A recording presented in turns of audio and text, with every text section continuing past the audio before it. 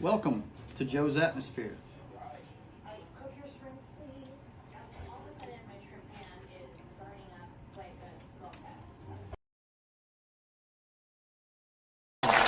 Well done! All right, go. In 5, 4, 3. That's tomorrow, and that is it. Okay. In 5, 4, 3. That's tomorrow, and that is it for us today. And we will leave you with a... I can't do it. Okay. We'll do it live. Okay. No. We'll do it live. Fuck it. Do it live. I'll write it, and we'll do it live. Right. Fucking thing sucks. Yeah, there you go! I said...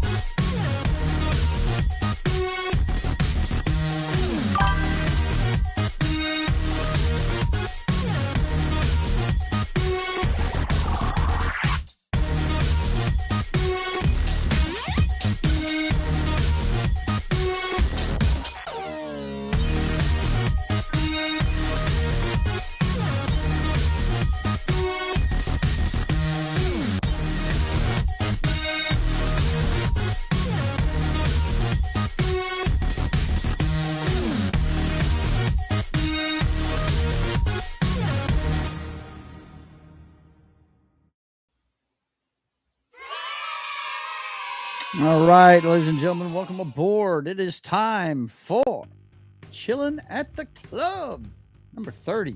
What's happening, boys and girls? I'm a little bit sluggish today. Did a little partying last night with my friends. So I will not be hitting this stuff very hard tonight. Had a good time. Did a little clubbing last night. It was a lot of fun.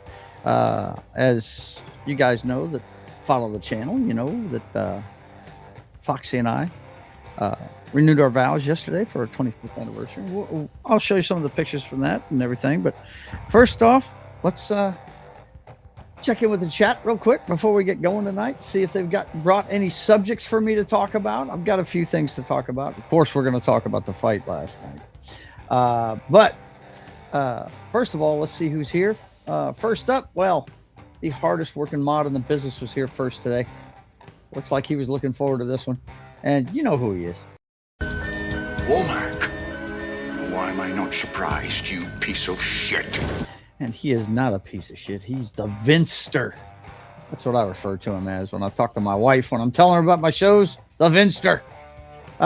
He says, "All hail Joe and Foxy." Thanks a lot, guys. And Fieldy is here. He says, 9 minutes. Let's fucking go. Been 8 days without joining this amazing discussion. Oh man, well thank you very much. Yeah, you had something going on there, right? Did you get something going on with your internet or something? I remember you told me, but I can't remember exactly. I've been so busy. So, but Fieldy, it's good to have you back, man. Good to have you back.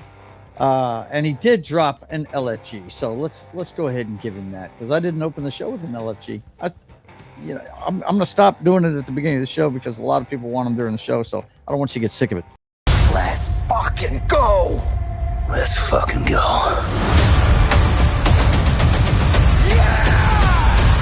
All right, and he's also saying, "Hail Joe, Foxy, our best mod, Vincent." Yeah, he is the man. All right, let's see who else is here. Anybody else saying hi? Of course, I've got to go through all these links here. Fieldy says, "It's like 8 years without Joe and Vince. Oh, goodness.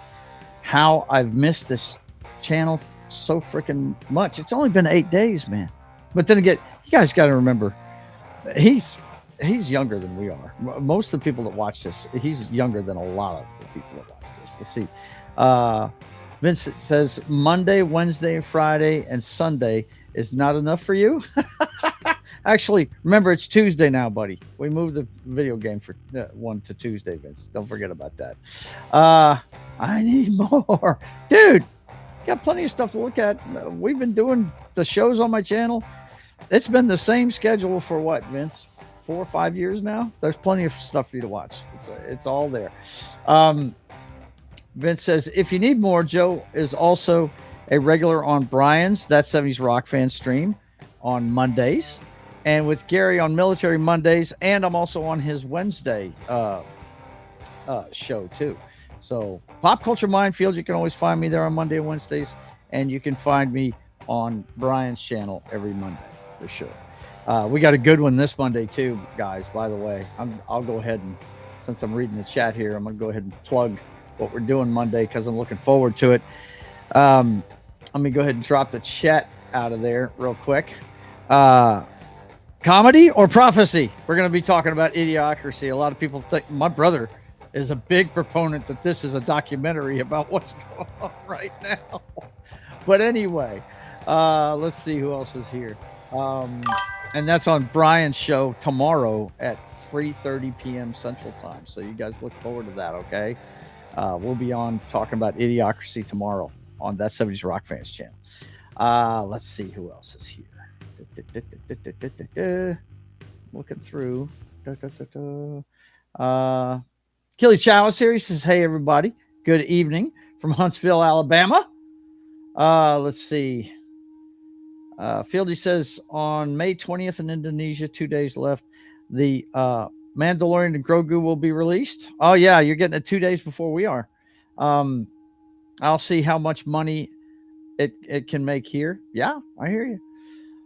Gary's Pop Culture Minefield. Yeah, he's dropping the links. And he says, "Not as much as Disney needs it to make." Yeah, for sure. We'll see, man. You never know with these Star Wars movies. Even the worst ones make money. So let's see. Mongo and the Weirdo Kid. Mongo and the Weirdo Kid trailer is already quite boring. I watched. Well, we'll get into that here in a minute. Let me go ahead and let's get things started. I just want to check and see if we've hit everybody in the chat yet. Is anybody else in there that I haven't mentioned yet? Of course, we need a hand check for Killy Chow already because of the opening of the show. So let's get that out of the way. Hand check for Killy Chow, boys and girls.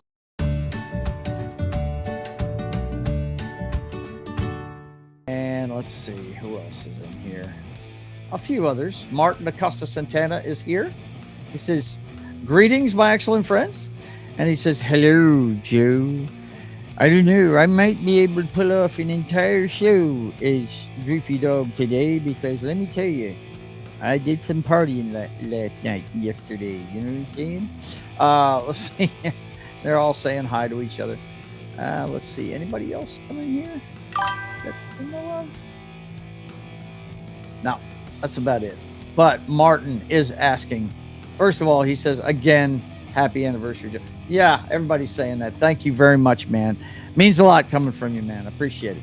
And he asks for an LFG and an HWG. Now, let me tell you something. The only reason why Martin gets away with this is because he's my man.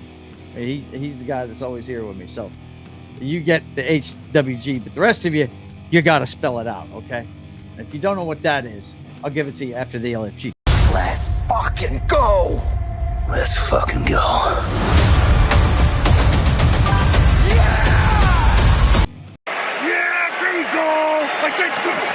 The greatest snap cadence in football history. Now, here we go. That's it. That's exactly it. All right, so let's see what we've got here. First of all, I've got to get things flowing here at the club. I only had one shot of this last night. I maintained. I said, you know what? I want to be able to be here for a while. We partied with some friends last night. It was a lot of fun. So I'm going to fill up the crossed pistols shot glass. As you can see, there's a nice pair of gold crossed pistols on that shot glass. That is the symbol of the Military Police Corps of the United States Army. Cheers, boys and girls. Here's to another weekend gone. Here's to another 25 years between me and Foxy. Cheers.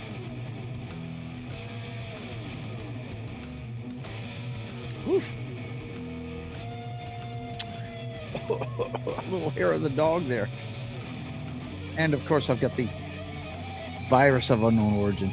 I had about a 6-pack of these last night, which is a lot for me. Usually, I only have about 2 of these, you know, and I'm good. You know, I'm sitting on the couch, just relaxing. Anyway, okay. So he brings up Mandalorian and Grogu. Let's see what they're projecting for that. Mandalorian and Grogu. Let's hit the news. The first reactions are already out there. Hang on one second. Box office projection is what we want, right? Projection. I think last I heard it was around 80 million for the opening weekend, right? And that's going to be Memorial Day weekend, right? Let's see.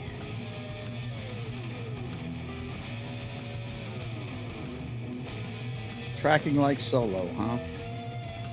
Let's see. Let me get this up here so you guys can see it.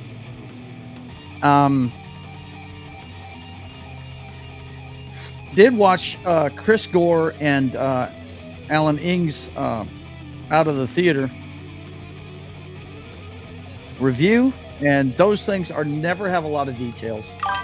They never have a lot of details, and yeah, they said that it was like a season of The Mandalorian squashed down into a movie. That's what they said, you know. So take that the way you will.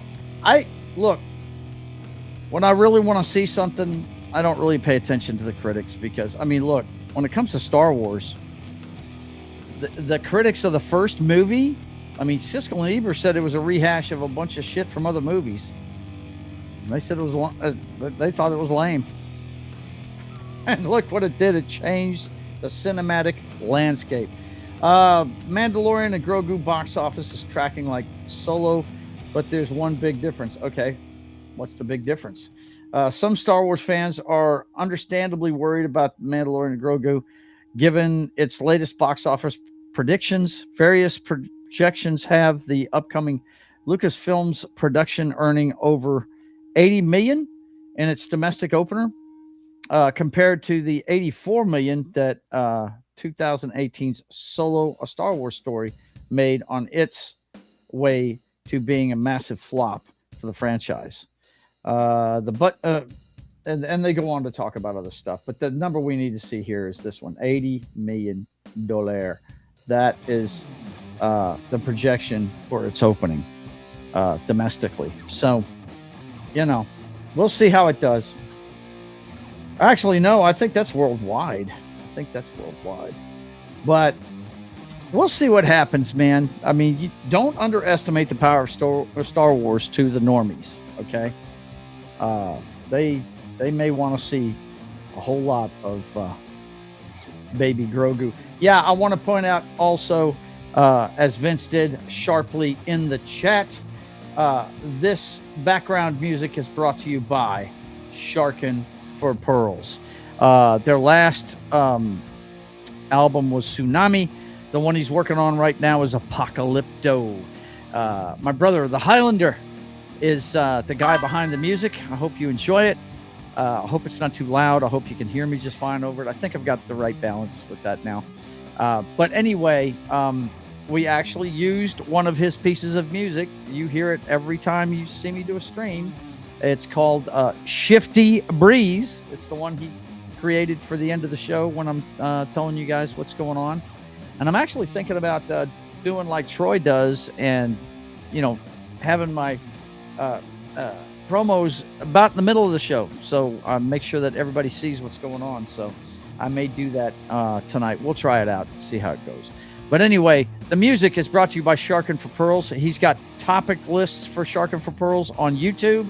It's on Spotify. It's on iTunes. It's everywhere where you get your music. So please, please help out Highlander and give him some love and check out Sharkin for Pearls. That's his passion. He loves his music. But yeah, when it comes to this movie, I don't have high expectations, so I will probably enjoy it. Another thing that Alan Ng and Chris Gore did say, it's definitely geared towards kids. I kind of thought so with the number of what's the droid repairman's name? Babu Frick. Yeah, there's like 4 Babu Fricks in there.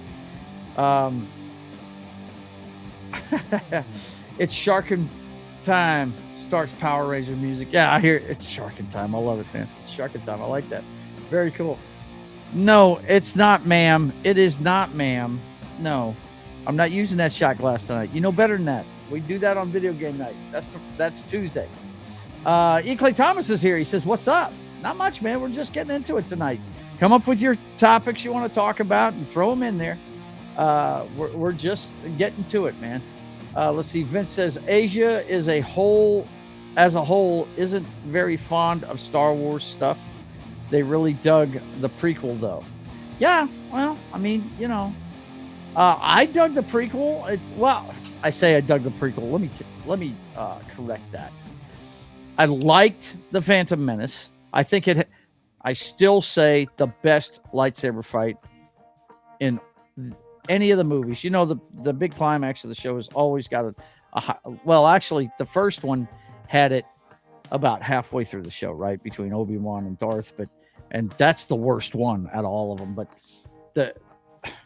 look, Darth Maul, as much grief as I give all these guys that love Darth Maul and want to see more of him and stuff, as far as I'm concerned, he died in Phantom Menace. But it is the best lightsaber duel out of all of them. Darth Maul with a light staff, if you will, holding off 2 trained Jedi at the same time. My favorite Jedi of all time, Qui-Gon Jinn, is in that movie. I do love Qui-Gon Jinn. I think he's awesome. He's like a rebel Jedi, man. I love him. And Obi-Wan Kenobi. Holding those 2 guys off with a light staff, that's a bad dude. I understand why people dig him. I really do. But that was the plus for me in that show. And plus it introduced us to Qui-Gon Jinn, my favorite Jedi. Now, the Jar Jar Binks thing, they could have kept, there's annoying characters. I've seen videos on YouTube, most annoying characters, and there's quite a few in Star Wars. But anyway, yeah, that one was good. Attack of the Clones, I did not like very much. Most of the time, the second installment in a trilogy is a lot of times the best one because it's what cranks up the volume. You've already been introduced to the characters, and then the drama begins, right? A lot of people consider Empire Strikes Back, the second in that trilogy, to be the best film out of the series. I, of course, you've heard me tell this before, I'm a fan of Return of the Jedi simply because of the movie experience I had that day. It's why I go see things on opening weekend when I really dig them now, because it was so much fun seeing that the first time. It really was. But when it comes to the prequel trilogy, Phantom Menace, okay. Good characters introduced. And good tech. I love the fucking what they call them, droid diggers or something like that. The ones that rolled and had the shields. Those things were badass. I mean, they had big guns and stuff. It was cool. But the best of that trilogy was the third one, Revenge of the Sith, and it's got arguably, as far as I'm concerned, some people say it's the best lightsaber fight between Obi-Wan and Darth, because Anakin had already gone to become Darth Vader already. But he just didn't have the helmet and everything on. He was emo Anakin, right? But anyway, that one is awesome. I love that one. Right from the opening, when they're flying through a war. Let me tell you something. When it comes to these star battles and stuff, I was treated as a young man to seeing the end of Return of the Jedi, where two fleets are going at it. And then you had the opening of Battlestar Galactica. The entire Cylon fleet was attacking both the worlds of the Battlestars and the fleet of Battlestars itself. I mean, you know, big epic space battles. I've told you guys several times that when I rank the Star Trek movies, for instance, the best one is Wrath of Khan. If anybody says anything different, they're idiots. Number two, I think, now this is where it becomes questionable. People name different movies. I think the best one after that is The Undiscovered Country. I love that movie. I love the references to the JFK assassinations. Basically the same story told in another universe. It's very fucking cool. Enjoyed the shit out of it. And then the third one, even though I did not get into Next Generation, I know some of the lore, but it had their best bad guy they ever created in the Borg. I really believe the Borg is better than Klingons, better than the Romulans, better than all of it. I love the fucking Borg. I think that's a great bad guy. They're hard to beat, right?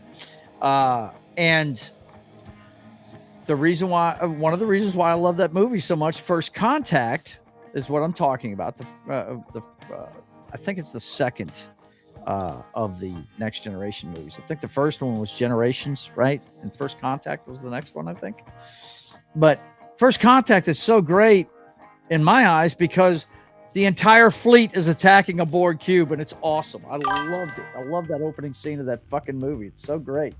That's what I want to see. I want to see these big epic space battles. And then in the beginning of Revenge of the Sith, you have the Jedis and their individual fighters flying through a war. There's all-out war going on between the Trade Federation and whoever the hell, I can't even remember who their enemy was, but it's Trade Federation guys. It's been so long since I saw it. I can't remember. You know, I'm no lore expert, guys. I just know what I like, and I love the opening scene of that. That was cool. Let's see. Are you guys guessing what it's going to make when you say 800 million? Vincent says 800 million. Let me catch up with the chat here. He says, I still have to fight with myself if I even watch Star Trek Beyond on Tubi. It's free, but it's 2 hours of my time. Let me tell you something, man. Star Trek Beyond, the only problem with it is the guy that plays Scotty, our guy from Shaun of the Dead and all that. I can't remember his name, but he had something to do with the script. And it's got a few more jokes in it. It's a little bit more levity in it, which isn't bad, but it still has some heavy drama. It's got some of the tropes that you really don't like in Star Trek, like the Enterprise being destroyed. That's no spoiler. If you've seen the fucking trailers for it, you know that the Enterprise gets destroyed. But it may be one of the most Star Trek movies ever made because it's like an episode of the original television show. It's a lot like that, man. It's very, it's cool. It's not as good as the first one, but and the second one. Let's not just, we don't talk about the second movie, right? I can't even remember the fucking name of it. So the remake of the Wrath of Khan. You don't remake the Wrath of Khan. What are you, high? Are you out of your mind? Let's see. But I would give it a chance, buddy. You might enjoy it. I enjoyed it. I've rewatched it a couple of times. Yeah, it's not something I watch all the time, but I like Pike's Kirk, man. I like or not Pike's Kirk. Listen to me, Christopher Pine. I like his Kirk. I do. What I like about it is he didn't try to channel William Shatner. He's his own arrogant, I'm going to get it done kind of guy. Fieldy says, I just saw, and I'm kind of surprised that the Mario Brothers movie hasn't reached $1 billion yet. It's only at $165 million. No, it's more than that, buddy. It's more than that. Hang on. It's made more than that. I think the first weekend it was open. Let me go ahead and pull that up for us real quick if we're going to talk box office. Of course, Wednesday we're going to go over all of this, but okay. I'm going to have to go into my documents and pull it out real quick. Bear with me, guys. I'm pulling up stuff I wasn't planning on using, but that's okay. That's why we do it live. Fuck it, we're going to do it live. Let's see. Where is it? There we go. All right. So we've got the numbers now. Let me get rid of, well, I'll just reduce this. I might have to go back to this. Okay. So let me get, you're talking about the Mario movie. Let's go worldwide numbers now. Buddy boy. It's pretty close to $1 billion right now. It's made $964 million. It should make it too. Before the summer's over with. I'm sure they're going to keep in theaters, even though I think you can you get it on streaming yet, guys? I'm not sure. I just saw that you can get Project Hail Mary on streaming now. I did see that. You can purchase it or rent it. But I just did see that just recently. But yeah, your numbers are a little bit off, Big Daddy. Do you think it will reach $1 billion? Yes, I do think it's going to make $1 billion, and it's already the top movie so far this year. So yeah, I think it's going to make it. Vince says, to be honest, I haven't heard much about Super Mario Galaxy. By far, not as much as I did the first movie. I haven't seen the first movie. I'm not a Mario fan. I wasn't a fan of the game. I played it, but I didn't play it ad nauseum. Okay, when it came out, I'm just not into that kind of, I like more adult games, fighting games and stuff like that, shooters, things like that. I know I'm way behind in the chat. Let me go ahead and catch up, guys. What happened to the high ground, Obi-Wan? Yeah. Right? Something Read by Nature. Good to see you. He says, something I think not many are considering with the low tracking is whether a streaming series on D Plus can translate to butts and seats in the cinema. It's got the Star Wars tag on it. People will try it.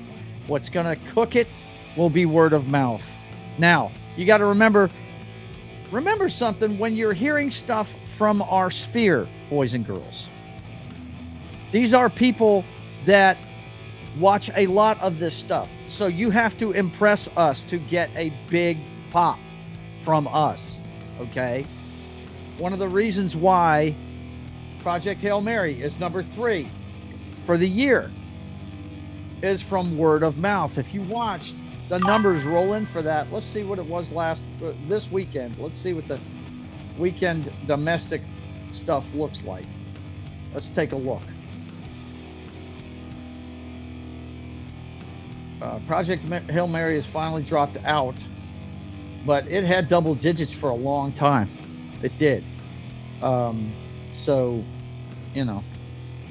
Wow, bad weekend for the box office, boys and girls. Bad weekend for the box office. Not as good as a couple weeks ago. So, yeah, not as good. Mortal Kombat, it dropped to number 4 behind Obsession. Wow, really? I can't believe more people aren't going to see that. But anyway, when it comes to Star Wars, though, man, don't underestimate it. It's going to be word of mouth that kills it if it's that bad. You know what I mean? And remember, like I said, when Chris Gore and Alan Ng are talking about this, these are hypercritical guys. So, you know, normies may enjoy this movie. Qui-Gon Jinn is the GOAT. Wait a minute. The GJ? The GOAT Jedi of all time? Yeah. The greatest Jedi of all time. That's what I think. I really do. I really do.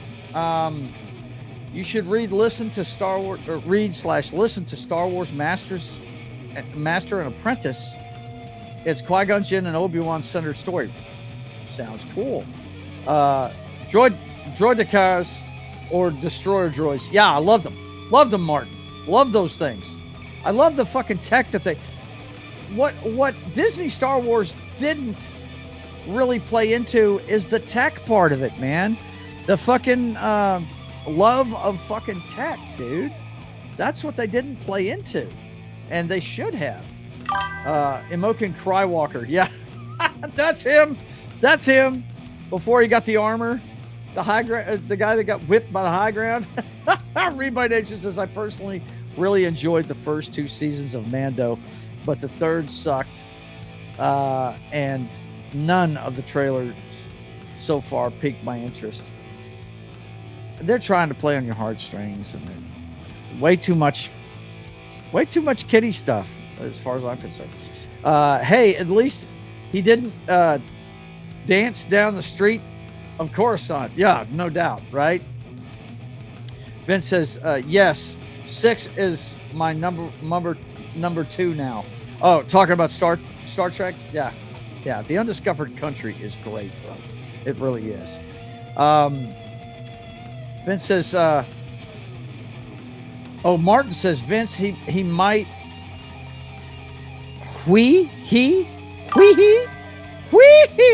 is that Michael Jackson talking right there? And Kenobi were on that bar, and Kenobi was trying to save the death stick dealer from his miserable life. Yeah, that was pretty cool. Perfect ranking, but First Contact ruined the Borg. I don't know that it ruined it, man. I don't know that they ruined it. I enjoyed it. And if you're talking about ruined it by ending them, I'm down with it. You know, they've got to have kryptonite, right? And was the kryptonite the motherboard, right? The introduction of the Queen has a huge mistake. Okay, gotcha. Rennie, okay, I'm not even going to try and pronounce that. Is the shooter in Undiscovered Country. Okay. Yeah. Okay. Cool. The Confederacy of Independent Systems. There you go. Yes, Martin. Yes. Simon Pegging. That's him. Simon Pegging. Simon Pegg did have a lot to do with Beyond, with that script. He had a lot to do with it, and you can tell because Scotty's a bigger character in it. You know. Star Trek fucked up beyond any recognition. I enjoyed it, man. I love the opening scene of that one. It's so great, man. Him getting mobbed by those little bitty dudes and shit. It's fucking cool. Again?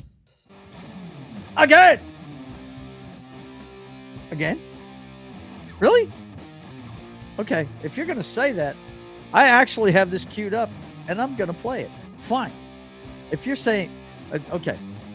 I don't know what he's saying again to, but he's making me want to go ahead and do this, so I'm going to go ahead and do it. Once again, we're going to show you the greatest, and I do mean the greatest beer commercial of all time. Here it comes, boys and girls. Yes, just for you tonight. How'd you learn to pour like that? It was nothing. Put on side, no good. Put on center, the release combination and aroma. Again! Again!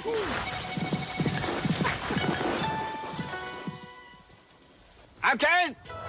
Put on center. Tell me that's not the greatest beer commercial of all time. Okay, let's see. Simon Pegg, Read by Nature says, I had hopes for Beyond when I heard Pegg wrote it, but it just didn't grab me. Well, you know, not every episode of Star Trek was great, but it is still, let me tell you something. You may not like the Kelvin timeline, and I don't even want to talk about the remake of fucking Wrath of Khan they made, but I do like Star Trek 09, which I think was the 10th movie overall. And I do like Beyond. I do like it. Star Trek 09 could have been passable if it was about another crew, not the beloved one, behaving nothing like that, like they do. Are they behaving unlike they do? Are they really? Let's think about that. Huh? My favorite episode of that show had Spock relieve the Commodore as the commander of the Enterprise in the Doomsday Machine because he was too emotionally involved. You don't remember that? And that's exactly what the older Spock told Kirk to do. Right? I'm sorry. I don't see it the way you do. I enjoyed Star Trek, the 09 Star Trek. I enjoyed it. Star Trek 2, 6, 4, 8, 3, 1, 10, 5, 7, 9. And he's got an extra comma in there for some reason. That would be Star Trek 2 is The Wrath of Khan. Star Trek 6 is The Undiscovered Country. Star Trek 4 is The Voyage Home, which I actually saw them filming that on the streets of San Francisco. Let's see. Star Trek 8. Let me think. It's not Nemesis. No, it is Nemesis, isn't it? Yeah, that is Nemesis. There was another one in between. Insurrection was before Nemesis, right? Yeah. Okay. 3, which is The Search for Spock. That's the one that's kind of like Attack of the Clones to me. I did not like The Search for Spock very much at all. I know that what they were shooting for there, but they were a little bit too comical with that one. But the only part I liked is whenever they self-destructed the Enterprise. I thought that was pretty fucking cool. Christopher Lloyd, God love him.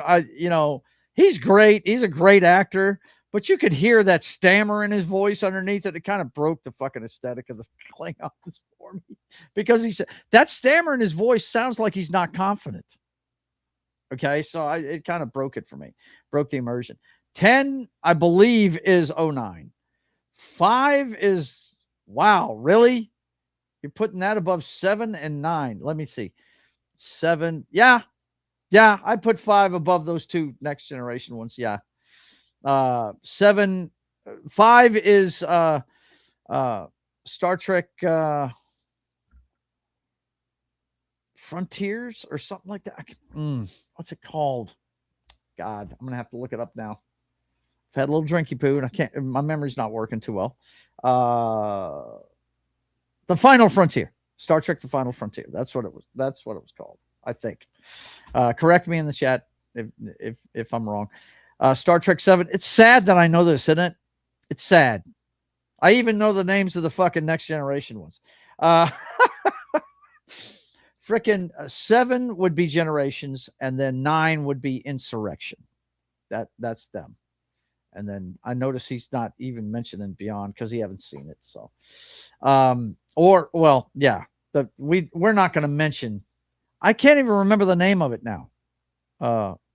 Dark something. Dark. It's not Dark Fate, but I can't remember. Shit. Read by Nature says, I think the second film would have been better had they excised Khan altogether and just focus on Peter Weller's character. His parts of the movie are better. Yes, the plot of the dangers of the. Imagine melding the military-industrial complex parts of Peter Weller's character and the Dreadnought and all that stuff. Imagine putting that into the undiscovered country. Imagine what that would have been like, right? So yeah, there's good stuff in that movie. There is good stuff in that flick. But yeah, the whole thing with Khan was just horrible. Super blood and all that shit's dumb. Vince says, and forgot about the intergalactic beaming thing that would render starships moot. Right? What do you need a starship for when you can just beam to anywhere in the universe anytime you want to? Yeah, that's dumb. You're right. That did suck. I'm not saying it's a perfect movie. I'm just saying it's not an all-out piece of shit. Okay. All right. Vincent says, my God, you guys are way ahead of me. Good Lord. I am so far behind. Okay. Let's see. I'm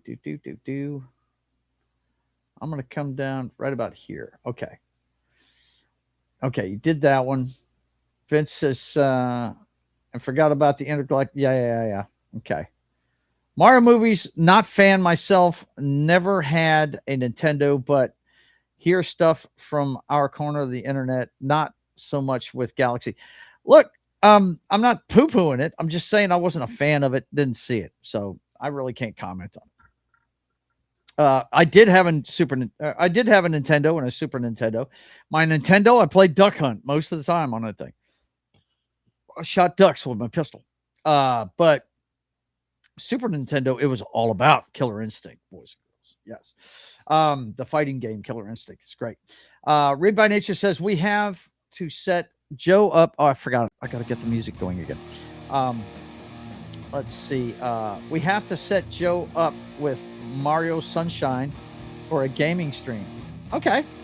Sounds cool. Negative 65% for Mortal Kombat. Yeah, that's a big drop. I don't understand that because I enjoyed that movie. My wife enjoyed it too, and she's a Mortal Kombat normie. She enjoyed it. That one sounds like it's going the way of Fall Guy. And if you guys haven't seen Fall Guy yet, watch it. It's a great fucking movie, even though the box office was not there for it for some reason. I don't know what it was, but word of mouth wasn't the problem. I mean, I have not talked to anybody that didn't like Fall Guy. Martin says Disney's mentality is primarily magic centered, not tech. And even their tech in movies, it's rather fantasy. Yeah, I hear you. And what's funny is, if you remember there for a bit, they didn't want to talk about magic because they knew China didn't like magic. So they were trying to keep that out of stuff, especially in the MCU, if you remember. Remember? Yeah. Now all of a sudden they're doing it all the time. Vince says the first of the new MK movies, or excuse me, Mortal Kombat movie kind of screwed up for me to even want to watch. And the new guy is in Mortal Kombat 2. Hopefully he got killed off. The new guy. Don't know what you're talking about. That's okay. Read by Nature says the Queen worked for the film, but Voyager was worse for taking away their mystique. And I can't speak to it because I'm telling the only two Star Trek series I've watched from beginning to end are OG Trek and Enterprise. The older school stories is all I've really checked out. Guys, I can't tell you this enough. I can't stand Jean-Luc Picard. I think he's an asshole. I like my captain to shoot first and ask questions later. I don't want a cerebral captain. I want a guy that's going to be a motherfucker. And specifically green ones. You know he's going to get into that, right? Martin says, is that how you learn to pour without dropping any? No, that's not it. The whole thing is to pour down center to release carbonation and aroma. You may not get the whole beer in there at once. He just happened to have a nice Pilsner glass, the flared Pilsner glass, so he could get it all in there at once. But the whole point is to have a head on the beer. You know, that foam on the top of the beer. If you pour down the side, you don't get, it's no good. Pour down side, no good. Pour down center to relieve. One here talking about Steven Spielberg's new movie, Disclosure Day.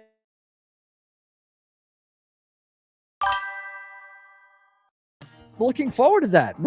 I think we actually covered the trailer when it first came out with Emily Blunt clicking and talking like an alien. Yeah, Fieldy, we're looking forward to that for sure. Absolutely. Let's see. Again, destroyed Enterprise in the Kelvin timeline, in the universe. Yeah, how many times has that ship been destroyed? A, B, C, D, E, F, G, right? I mean, come on. They destroy it all the time. Vincent Womack, or excuse me, Vince says, read by nature, the Queen doesn't work even in First Contact.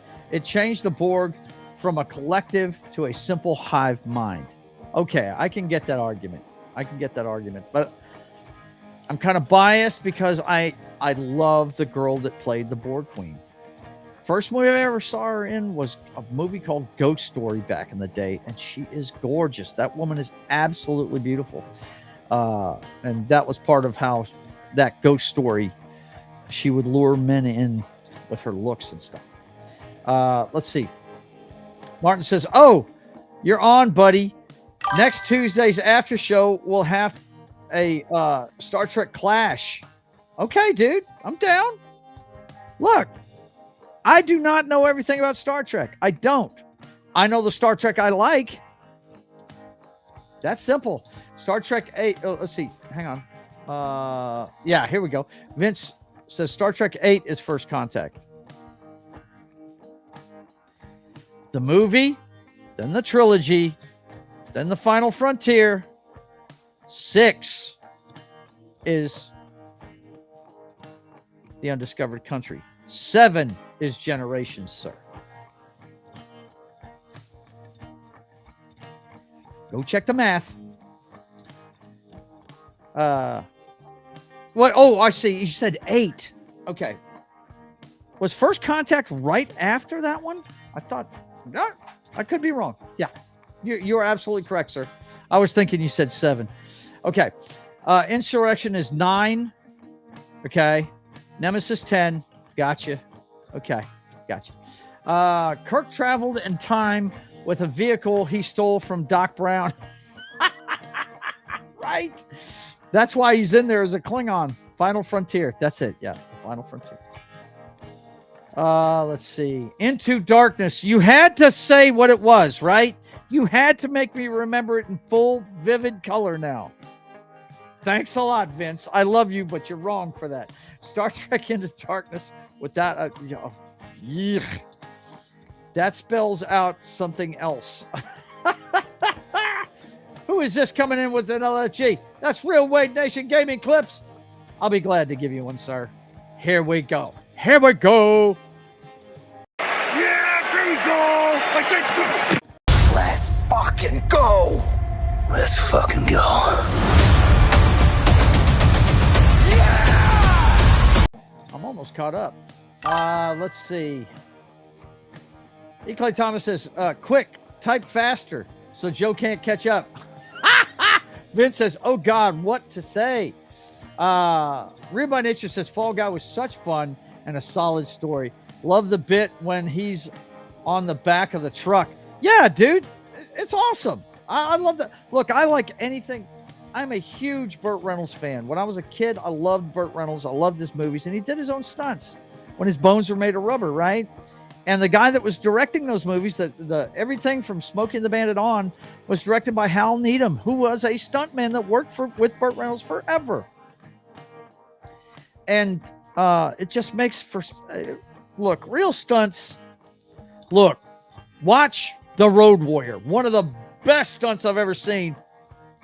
And I know the guy broke a few bones, but you know the guy that goes flipping head over heels when that fucking car hits the edge of that thing on that gorge on The Road Warrior, the second Mad Max movie. Holy shit, that guy got fucked up. But hey, that's what they do, man. Stuntmen put it on the line. Pretty cool. E. Clay Thomas says, can't wait for the sequel, Winter Guy. God. Vince Womack says, there are many movies that were box office bombs, but fans flocked to it and made them a success. Absolutely, man. E. Clay Thomas says, Joe, you need more variety in your background music. I'm sorry. I've only got 4 tracks downloaded. I need to download more. You're absolutely correct. But it's all going to be Sharking for Pearls. And by the way, remember, guys, I got hit with a copyright claim on the last Sketching the Privateer show. I let them know that was my brother. I have full access to do it, and they cleared it up. They took it away. So happy. Clay Thomas says, did anybody watch the fight last night? We're going to get into that. Probably do it after we do the promos here in a minute. Did anybody watch the fight last night? What a disappointment. I'm glad I didn't pay for it. Look, if you watched Mike Tyson in his career, a lot of his fights were like that, man. They didn't last very fucking long. Let's see. You'll dig Commander Cisco, especially when he gets his Benjamin Sisko's motherfucking pimp hand. Oh, get out of town. Buffering again. Oh, no. Or later, Captain Cisco. Cisco versus Eddington is particularly good. Let's see. Alice Krieg. Hello, Queen Nurse. Okay, you go, man. Yeah, Alice Krieg is the girl that played the Queen. Yeah, she's gorgeous, man. Absolutely gorgeous. Absolutely. That's it. That's her name. She can assimilate me anytime. Yeah, let me show you guys. This girl is something else. She really is. I think I can go ahead and copy that there. Yeah. If they spelled it right, we'll have pictures of her in 2 seconds. Says South African actress. Says she's from South Africa. Yeah, here you go, guys. This is Miss Krieg. Now, a lot of these are, what the age she is now. But let's take a look at her when she was young. Oh, come on. Stop it. Do what I tell you.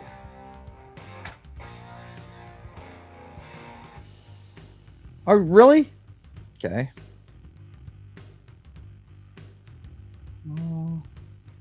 Maybe they got some pictures of her when she was young here. But I mean, for an older lady, she looks good anyway. But man, when she was younger though. Woof. Yeah, there she is with Picard. Yeah, she was middle-aged then. She'd been around for a while. That movie, Ghost Story, I'm talking about was... Oh, yeah, Sleepwalkers.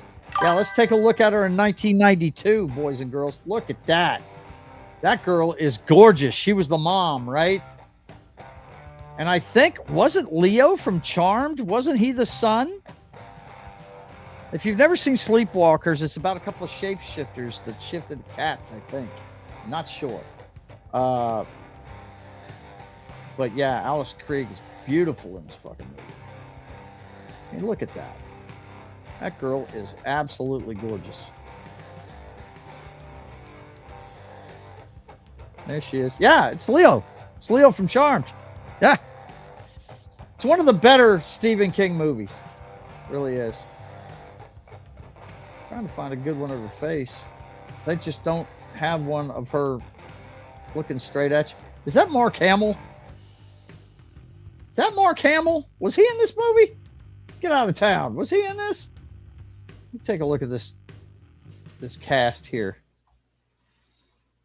Yeah, Brian Krause. He was the son. Of course, Alice Krieg was the mother. Ron Perlman was in that? Wow. John Landis was a lab tech in it. Wow, get out of here. Stephen King, of course. He had a lot of cameos in his movies over the years. Thought I saw Mark Hamill in there, but I guess not. Sure looked like him. But anyway, okay. So, yeah, Miss Krieg is beautiful. She was gorgeous back in the day, let me tell you. Resistance is futile. Your goo will be assimilated. good one, man. Oh, let's see. We've got Goobus444 over on Kick says, I like horror movies. The old ones, when they built stuff, it looked better. Yeah. I mean, practical effects are always better, aren't they, Goobus? I mean, yeah, it's good to see you, man. Good to see you. And I can highlight his. I forgot we get Kick over here. It's good to see you, Goobus. Thanks for joining us, man. Let's see. Alice Krieg also played the best Lady Jessica ever. The best Lady Jessica. Not sure who you're talking about. Yeah, and of course, we need a hand check for Keely Chow because I showed him a pretty woman. Look out. Hand check.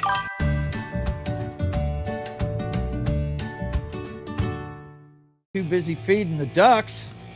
Let's see. Reba Nation says it is good. They get Christopher Plummer's daughter for Picard season 3. I didn't realize she was Honey Bun in Pulp Fiction. Yeah, for sure. Yeah, she's great in that movie too. I freaking loved Sleepwalkers. Yeah, that movie's great. I love it. I love the part where they have the car chase and they pull up right next to him and the kid's Leo from Charmed looks at him and his face starts morphing really fast. I was like, whoa, these guys in that car have got to be freaked out. Sleepwalkers is wild. Ron Perlman is in it. Yes, he is. Alice Krieg also was in Thor, The Dark World. Yes, she was. Yes, okay, all right. She was also in the Little Vampire. I don't think I've seen that, Keely. I don't think I've seen that one. Yes? What's up, Fieldy? Yes, it was Mark Hamill. It was him. That's what I thought. I'm pretty... Look, I draw faces for a living, guys, so I'm pretty good at recognizing people. It was Mark. Okay. Didn't know Clive Barker was in as a cameo. Yeah, apparently they had a few of them in there. Fieldy says, let's appreciate that we're taking time to talk here, because in this fast developing world, people often talk about things that are out of context and have conversations that are not healthy. I try not to do that, Fieldy. I try to have fun, man. I'm Peter Pan. I'm not going to grow up. Gooba says, what's the ducks for? My brother, it's a term. Let's just, I'll just give you a visual. He was feeding the ducks, okay? Yeah. Every time he sees a gorgeous chick, he's feeding the ducks. That's why I tell him all the time to hydrate, and he's going to get warts. He might go blind, He's got to take it easy. Let's see. Vince says, Sleepwalkers. It was Mark Hamill as Sheriff Jenkins. Okay. Oh, way too late, Martin. Beat me to it eons ago. Gotcha. Okay, I'm caught up. So while we're caught up, I'm going to go ahead and do my next shot of Jacques Daniels for the second hour. Boys and girls, I told you, I'm not going to drink much tonight. I've got to slow down. And in the second hour, we'll get to the anniversary picks, and we'll get to the fight last night. Yeah, it's wow. But the person who won was exactly who I thought it would be. Okay, grab your cocktail of choice and have a cocktail with me here as we start a new week. Cheers, boys and girls.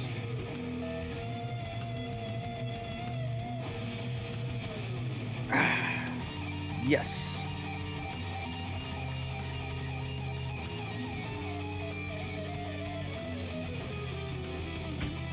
All right, let's let you guys know what's going on. First of all, I need to have this on the whole show.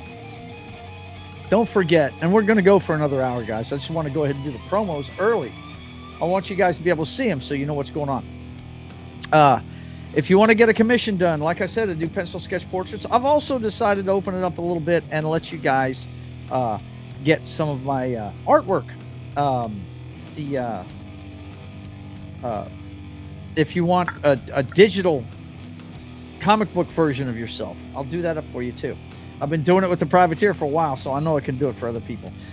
All you have to do is go to joesatmosphere.com and write me an email through the email address on that page, on the bottom of the page, and we will work it out. We'll get it to you. I ship anywhere, so you just let me know if you need something.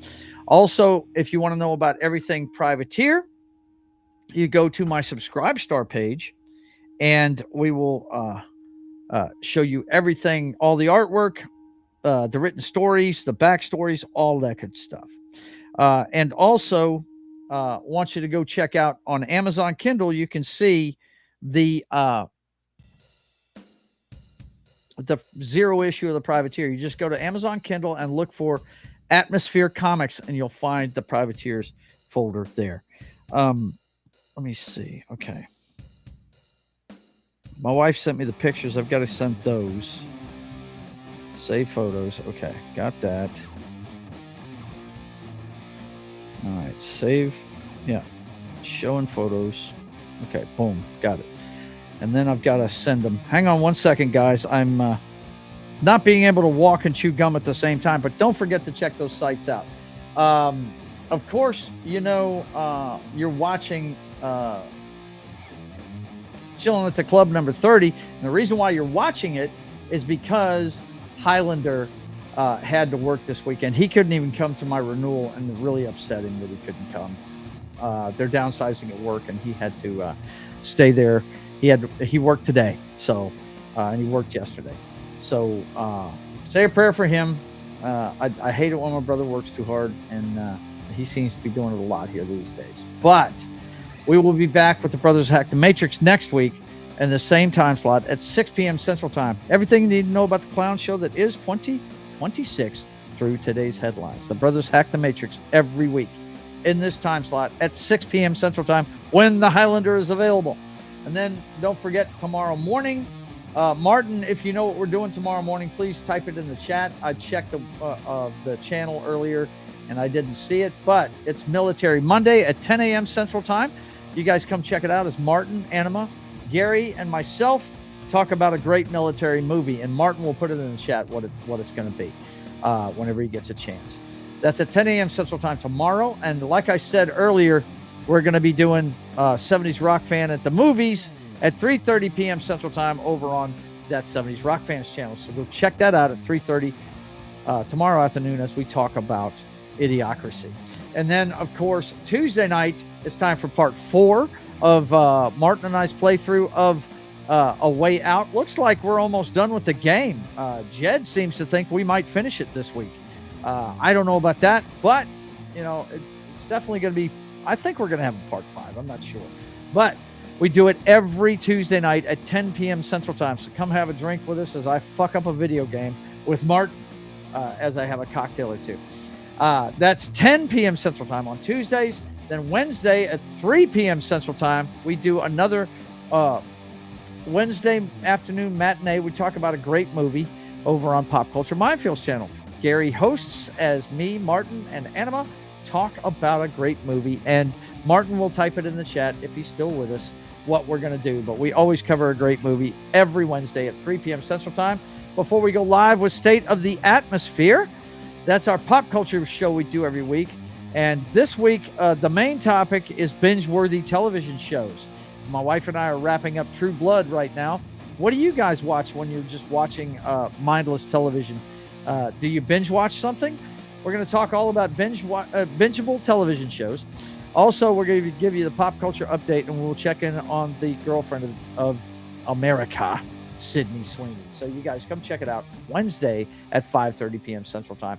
Then it's time for Sketching the Privateer on Friday at 1 p.m. Central Time. You guys come check that out. Every Friday at 1, you get to see the progress being made on the comic book.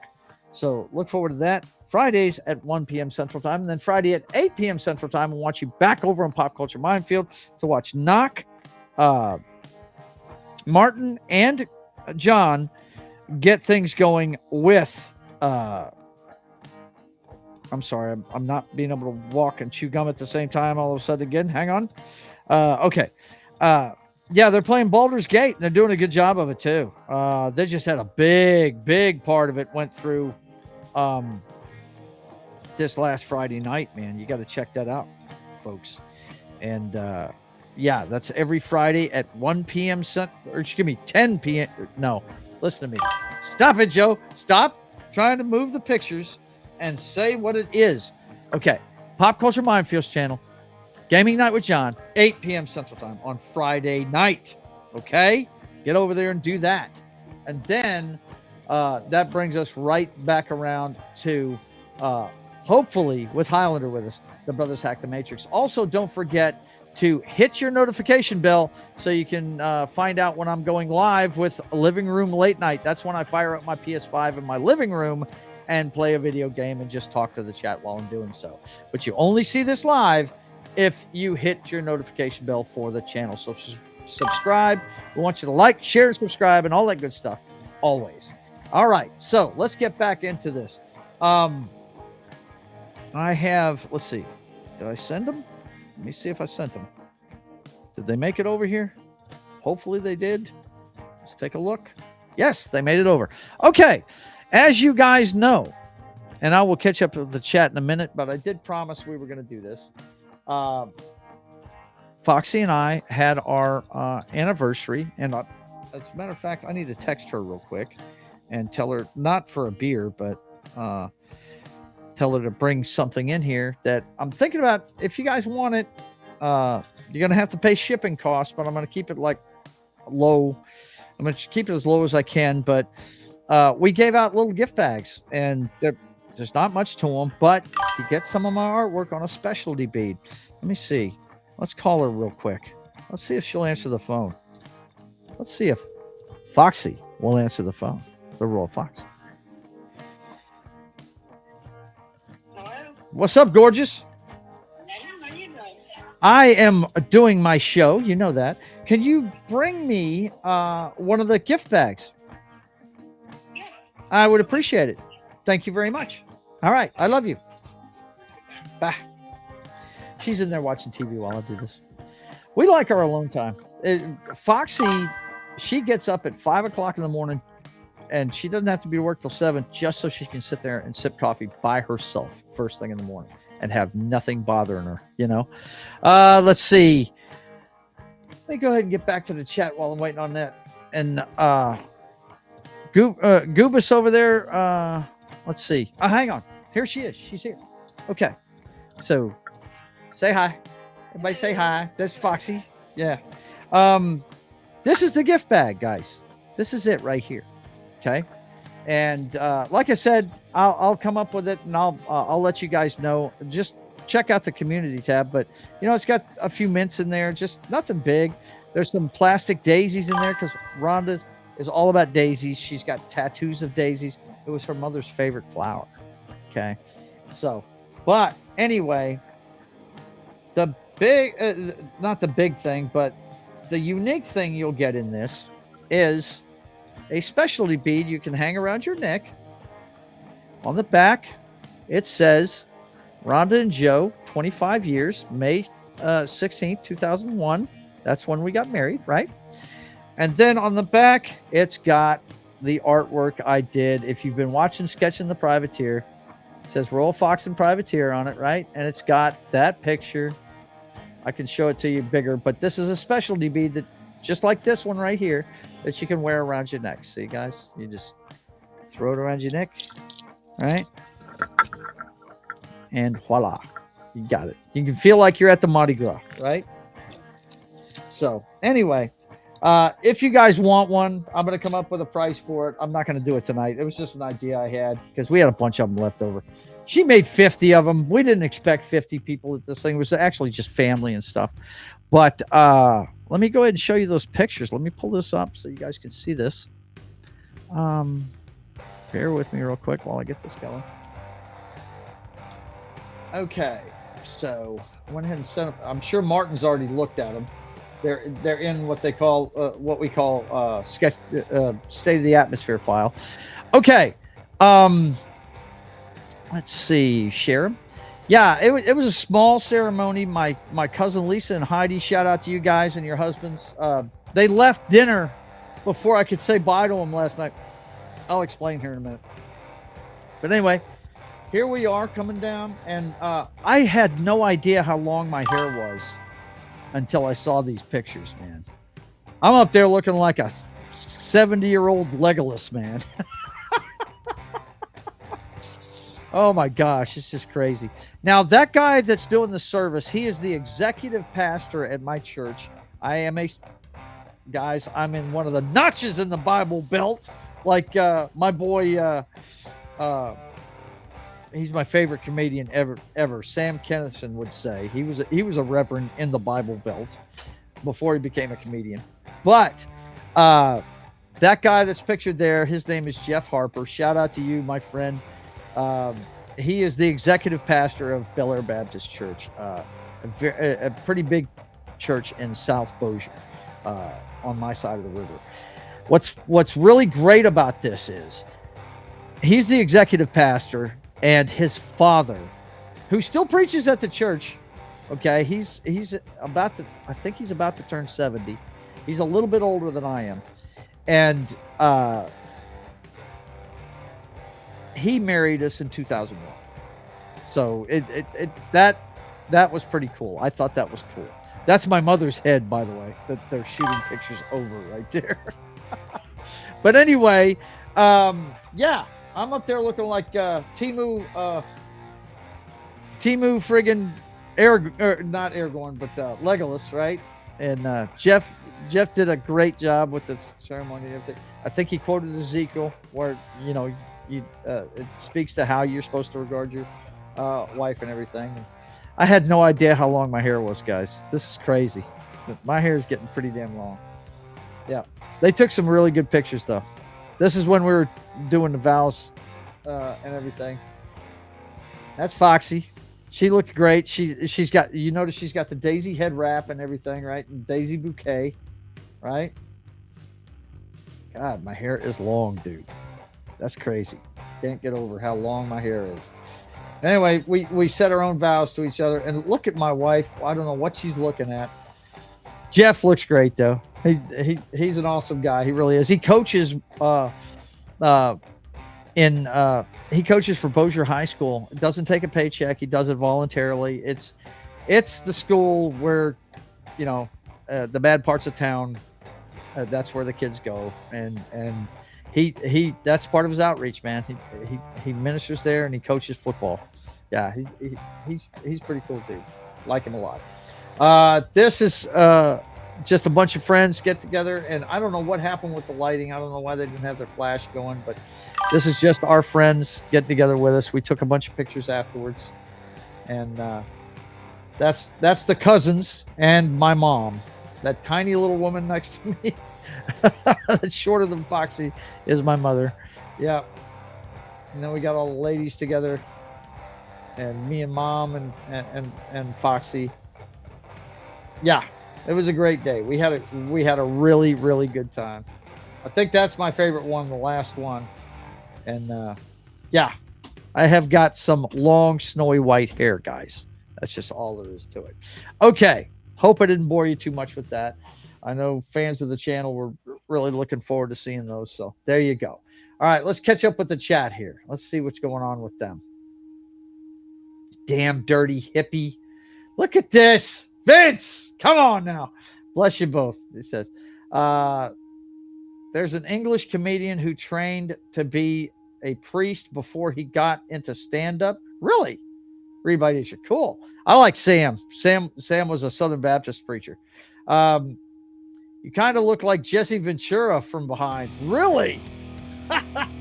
Well, I do the bang thing is what I do. Clapping for Foxy. Gotcha. They're all saying hi to her. Let's see. Let's go back up here and see what's going on here. Let's see.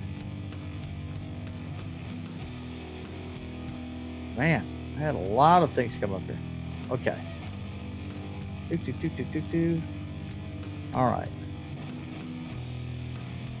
Don't say Phildy's too young for that. No, he's seen what the joke is. It all started on an episode of Real BBC. Yeah, they started that, didn't they? We're talking about feeding the ducks back here. Warts add texture for the ladies. Read by nature says. Gooba says, "Oh, sorry, I didn't get the duck thing. I'm a girl. Oh, that's cool. That's a guy thing. Goobus, it's cool. Let's see. Martin says Jacques Daniels is the choice drink of Juicy Smolier.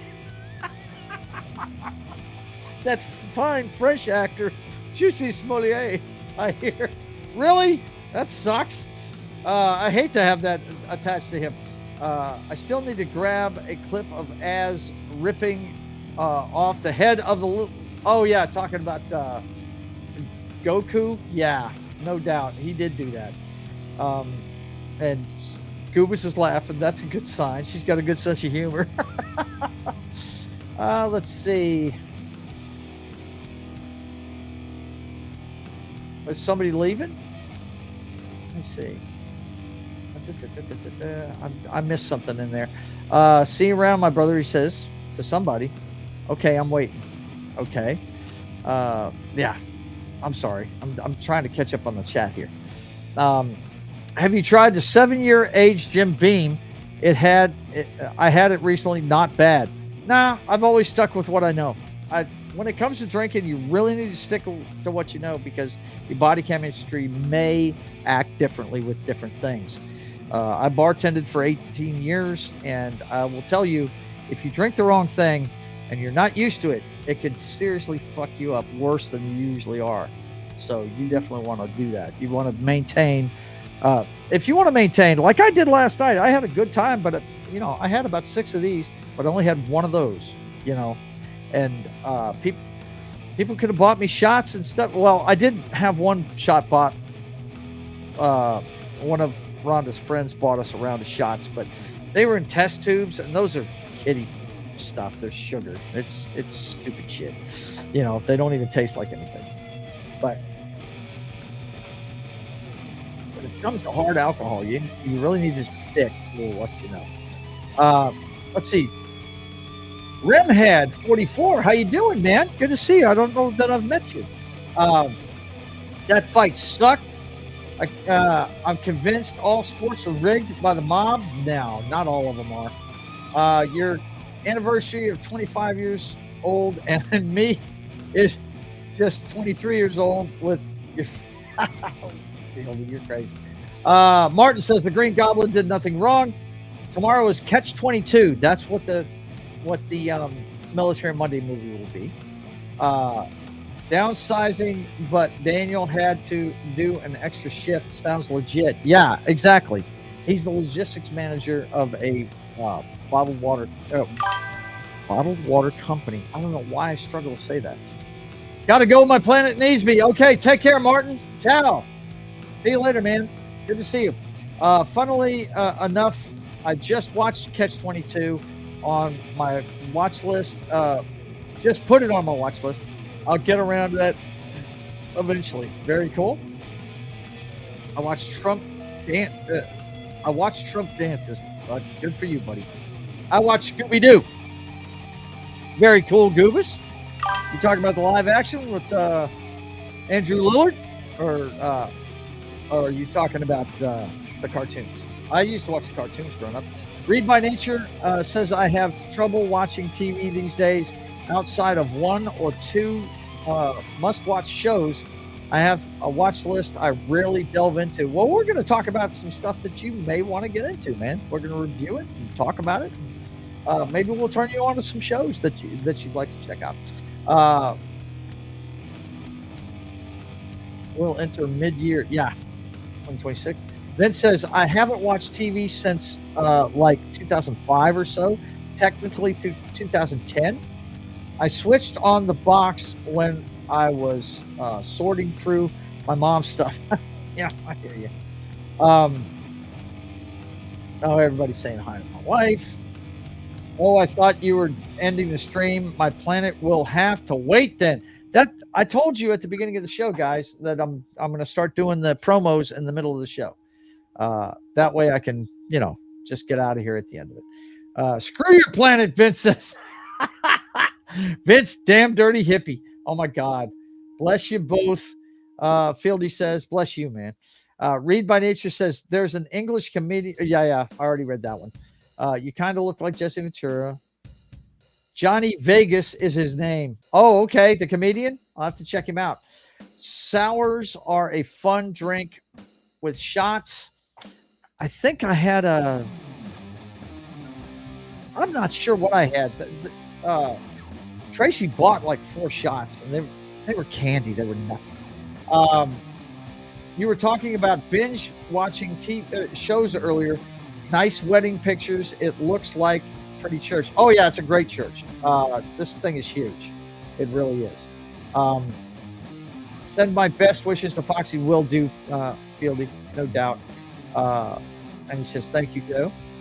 Let's see. It's 9:22 a.m. here, and I need to do some stuff.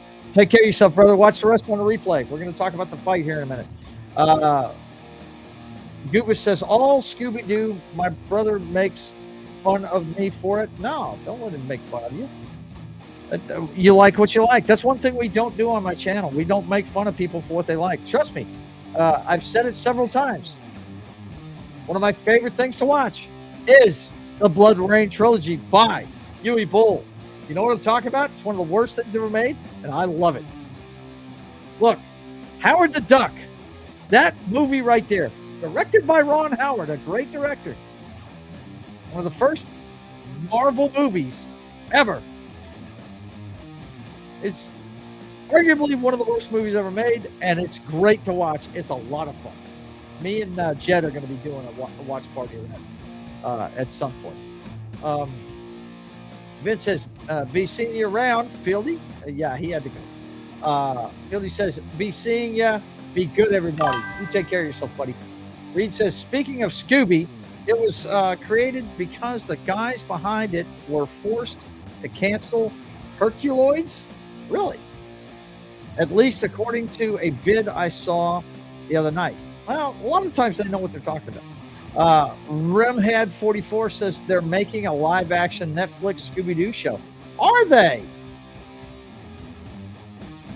I liked it. Look, Michelle Gellar as Daphne is perfect. I don't know what the girl's name is that plays the other one in the orange sweater. She's fantastic. Matthew Lillard is freaking great as fucking what's my pothead guy's name? Shit, I'm having a brain fart. Hang on, I'll pull it up. We're on. I've got IMDb up anyway.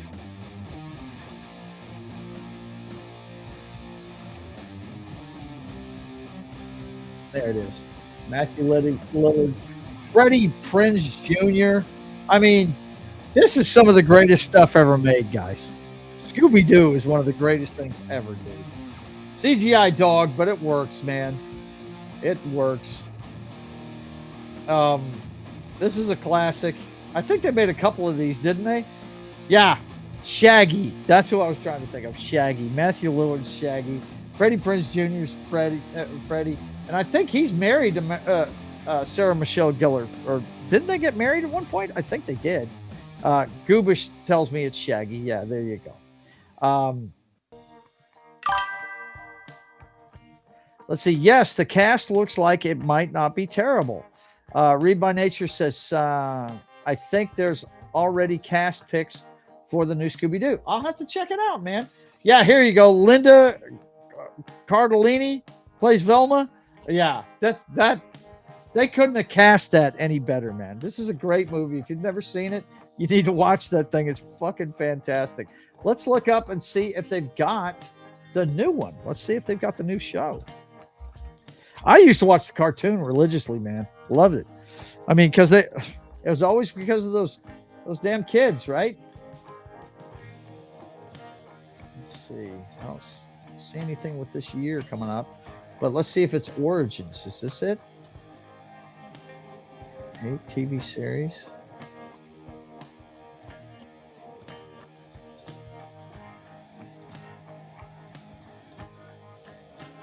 Is this it? I mean, I can't tell. Episode guide. I don't see what year it is. Is this the one?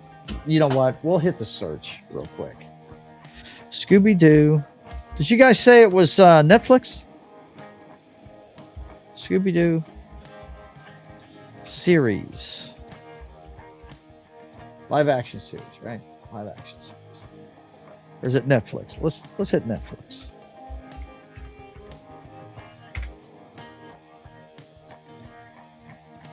Origins live action. Here it is. Yeah. Boom. All right. They've got the look, don't they?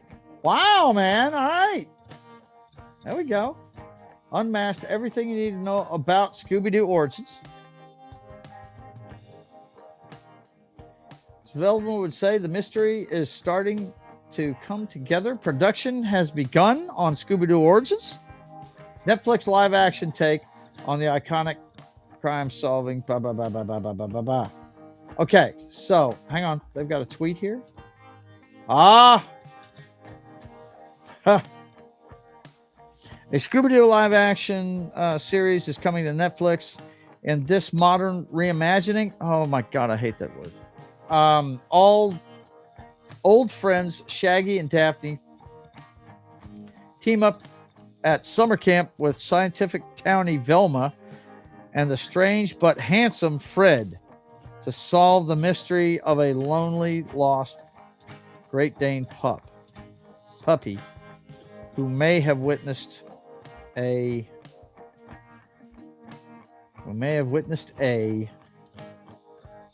supernatural murder. Okay, so it is a reimagining. Origins.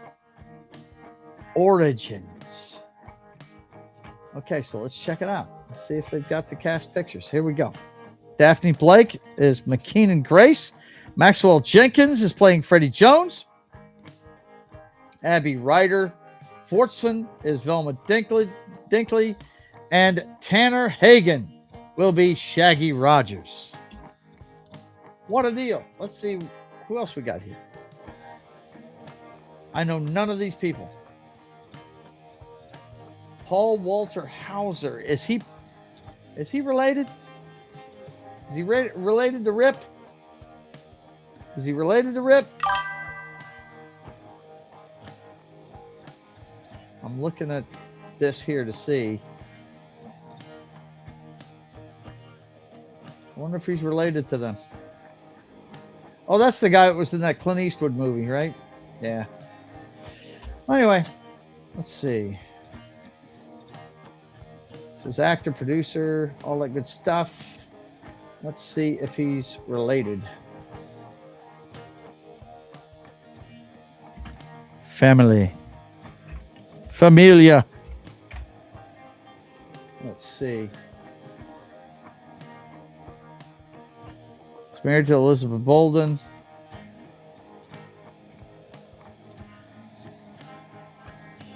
They have blah, blah, blah, blah, spouse, children, parents, Deborah Hauser and Paul. Okay, they're not related. They're not related. Okay, that's what I want. If you don't know who I'm looking for, the guy that plays Rip on Yellowstone, his last name's Hauser, and they just lost their dad, who was a really good actor, who I can't remember what show he was on. The best thing he ever did, though, was Vice Squad. Do you remember that? Vice Squad. He was Ramrod, the killer pimp in it. Yeah, man. He was awesome. He's been in some other stuff, too, but let me see. What was this guy's name? Hang on. Of course, you know his son. He plays Rip on. There he is, right there, playing Ramrod, the killer pimp. That's Wings Hauser is the father's name. Yeah, and that's Rip's daddy. I was wondering if they were related. Let me see. Yellowstone. I always forget the son's name, but he plays Rip. Let's see. Where's the fucking cast? There it is. Okay. Where is Rip at? There he is. Cole Hauser. That's his name. Cole Hauser. And flip me out because I'm a fan of Wings Hauser. Crazy motherfucker that he was. But whenever I found out this was his son, I said, you know what? That works. Now I can't unsee it because he looks just like his dad. It's ridiculous. Looks just like him. Let's get back into the chat, see what they're talking about. Let's see. There's a theory that Scooby-Doo plays out in an apocalyptic Earth, all abandoned, placed, and 4 teens never have to go to school. There you go. There you go. Just that's a crazy way to look at it, if you ask me. Just drive around all the time, Vince says. And I'm not, let's see, I'm out when you said modern. Well, reimagining, you know, what you going to do? But it does sound like it's origins now. So they're going to tell us how those guys got together and started hanging out, right? That's what they're going to do. So I guess that's always going to be reimagined because we really never heard that story before, right? And by the way, this comment left by not Fuckhead Quarters 2005. No, that is not his name. If you want to know his name, boys and girls, it's this right here.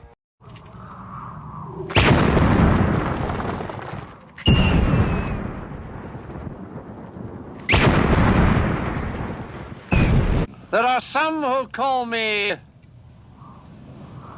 Tim. Tim is here. What's going on, man? Good to see you. Let me get back up here and catch up with the chat. Kubus says, "Oh my God, I'm sorry. So sorry. I turned it into a Scooby-Doo topic. Sorry, my autism." Don't be sorry. That's what we do here. This is what the club's all about. You bring up something, I look it up for you, we get into it, man. Don't worry about it. That's exactly what this show is all about. Remhad44 says, it looks good if the writing is not bad. Well, Fred being weird is kind of strange to me. I don't know. That's a weird explanation. But, you know, I will give it a try because I'm a Scooby-Doo fan. We'll see. Tim, everybody's saying hi to him. Weird, it's Netflix, but they are all white. Yeah, we know how Netflix likes to race swap and gender swap all kinds of shit, right? Let's see. Remhead44 says, so what the show they were white. Yeah, but the point is Netflix likes to gender swap stuff and race swap stuff a lot. Martin says family. Let's see. Rebound Nation says Hauser was on Film Threat a few days ago. Was he? Really? The guy that's going to be in the Scooby-Doo show or Cole? Didn't quite get the context there. I was too busy talking. Rip Wings Hauser. Yeah, great actor, man. He was really good. One of the best roles he ever did. If you're a fan of Michael Mann, he made a movie called The Insider about the tobacco industry. Russell Crowe was in it. He was the guy that let everybody know that the tobacco industry knew exactly how addictive nicotine was, and they worked their formulas to make it more addictive, to make people buy more cigarettes. If you remember all of that going down, Al Pacino plays a producer for 60 Minutes, CBS. And Wings Hauser plays the lawyer that is representing Russell Crowe's character, the insider, the whistleblower that blew the whistle. He was I think he was a chemical engineer or something like that. He's teaching high school when he first started seeing the show. But anyway, Wings Hauser was this lawyer, and he was intense. Wings Hauser is an intense person, intense in everything he does. Yeah, definitely rest in peace, Wings Hauser. I love him. I thought you were seeing if he was related to Rip Torn. No relation there. Wings kind of looked like a young John Lithgow there. Yeah, I could see that. I could see that. Vince says, oh God, I just had IMDb open on the other screen and another origin story is coming to the screens. Legally Blonde prequel Ellie. Oh God. You know they were going to make another Legally Blonde and they put the kibosh to it. So maybe that's them trying to take that script and do something else with it. I don't know. Not everything needs an origin story. Absolutely. Just ask Han Just ask Han. No family, so Han Solo. Ugh. So bad. That was so bad. Goobus says, I have hope that the new Scooby don't take my hope. I hope not to. Vince says, fuck that shit. Vince will bring you back to Earth. He will in 2 seconds. Reba Nation says, DC did do a comic apocalyptic version of Scooby-Doo. Yeah, didn't they do a zombie version of it too? Goobus is laughing. I love it. Reba Nation says, which just reminds me of that Big Bang Theory spinoff trailer, Stewart Saves the Universe. I don't think I've seen that one. And Tim comes in with a hell of chi and a here we go. Well, that's fine. I'll give them to you, brother. I will give them to you for sure. I will never turn down that stuff because it's great. Let's fucking go. Let's fucking go. All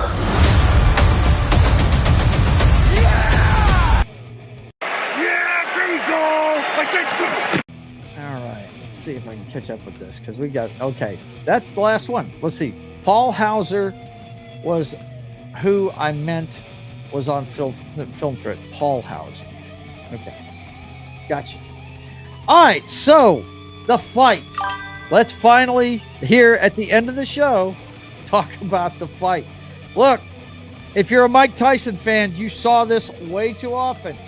Let me see if I can find it on YouTube. I thought I had it here, but let's see. Let's see. Ronda Rousey versus Gina Carano. Now, I know a lot of you guys were pulling for Gina, and I'm sorry for you, but if you really think about boxing and the way the world goes, you know who is going to win this fight. Ronda is not that far removed from it, okay? She is not that far removed from it at all. This is an entire... I was watching it not too long ago, and I think there's one video that's like 17 seconds long. This fight was 17 seconds, okay, guys? I'm not going to put any sound on, but I will get it to the beginning of the fight, and you guys can see it. Right about here ought to be good. Go full screen, and we'll play it. Hang on. Go back. There we go. The ref says go. My gosh, it keeps showing a different clip. All right, here we are. They're just breaking up. All right.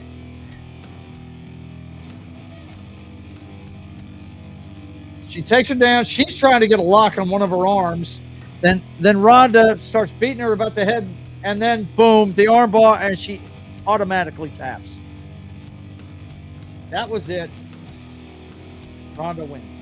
Now, was it anticlimactic? Of course it was. Anybody that would have had to pay to watch that would have been upset. Okay, but I kind of knew this was coming. The real story here is how in shape Gina Carano got for this. Really, you know, she didn't expect Ronda to get in her chest that quick. Okay, so yeah, I hate it for you guys that are fans of Gina's. Gina's older. I mean, it's only been a few years since Ronda Rousey wasn't in a ring. She just left the WWE in the last 5 years to have her first kid. Okay, so yeah, wrestling is a scripted sport, but it's still something where she has to train and she has to do physical things. Okay, so she's only 5 years removed from being in that ring. It's been 17 years for Gina. Okay, and she looked fantastic. You know, I'm a fan of Gina Carano. Don't get me wrong, but I'm not a fan of UFC. I can tell you that right now. I don't watch this on a regular basis, but I did want to see this. If Gina could have kept her distance for a little bit, she might have been able to beat her. I mean, Holly Holmes showed you how to beat this chick. As a matter of fact, I think I had that video queued before this. Holly Holmes took Ronda Rousey apart and beat her in no time flat. And it's because she didn't let her get near her. She danced around her, you know. And once again, I'm not going to share the audio, but this is her versus Holly Holmes. Changes here. It's when they come off the wall here. Okay? When they get about right here, I think. Once they're on the deck from a kick or a punch, you know, yeah, go in and grapple, that's great. But if they're going to go swinging, the ref should just stop it right there. Either let them compose themselves or something, because it's bullshit. I can't stand that, man. Really don't like that part of UFC. That's why I don't watch it. I'm a boxing fan. I grew up watching some of the greatest heavyweights that ever fucking fought. You know, Ali was my hero as a kid, and I was a big fan of Tyson, you know. And when they have the big argument, who would win? Mike Tyson or Muhammad Ali? I always tell people it depends on what era. Okay? If you're talking about Ali in his prime, when he was floating like a butterfly, sting like a bee, Mike wouldn't have gotten near it. He'd have gotten torn up by the jab that keeps on giving. That jab was as good as most guys' right hands that Ali had when he was young. He hurt people with that. You looked at guys in the post-fight press conference, the side of the face that was catching all the lefts from fucking Ali, that side of their face was fucked up. It was all puffed up and bruised and shit, you know. But the later years, the rope-a-dope era, where he sat on the ropes and let guys punch themselves out and just play defense, Mike would have torn his ass up. So it just depends on what era, you know. But if you're talking about both of them in their prime, pretty sure Muhammad Ali would have never let him touch him. Never. And he would have just danced around him and probably beat him in 4. Because Mike runs out of gas fast. He's a monster, but he runs out of gas fast. I only remember him going the distance a couple of times, man. You know. Let's see. Let's catch up with the chat. Vince says, The Big Bang Theory lost its appeal for me like in season 4 or 5. It never lost its appeal for me. Her name is Kaylee Kuko. Okay? I watched her on Charmed before that show even came out. Okay? That chick is hot. She's just... Look, let me tell you something. If there's any chicks that I really have a crush on in Hollywood, Kaylee Kuko, just watch that Smirnoff commercial of hers. Hang on a second. Let me bring this up. Since you brought it up, I'm gonna give Keely Chow something to look at here. Hang on a second. Kaylee Kuko.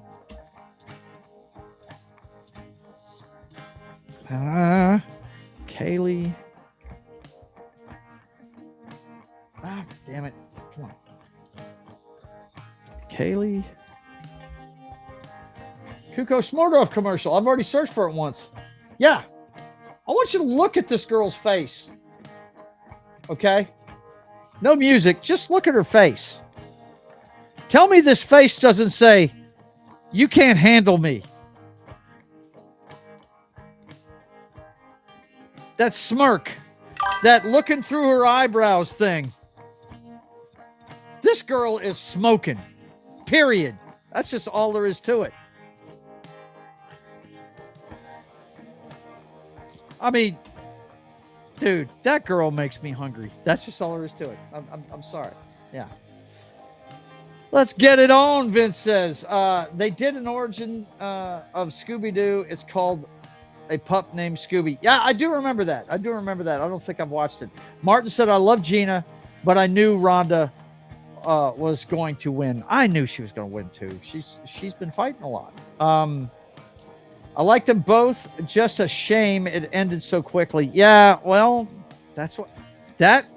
If you watch Ronda Rousey's career, that's how she won. Once she gets inside, like I said, when I showed you the Holly Holmes stuff, Holly's lucky she got through that. She did a good job slipping that shit, because if she'd have got a lock on her, she would have gotten that arm bar eventually.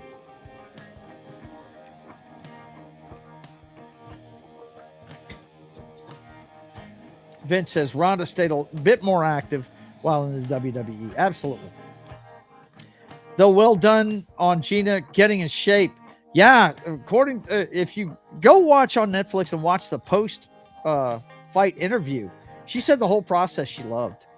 And she retired afterwards too. No, it was Ronda retired afterwards. Apparently, they suspended Gina because of how fast the fight went. Guess because she might get hurt if she tries to do it again.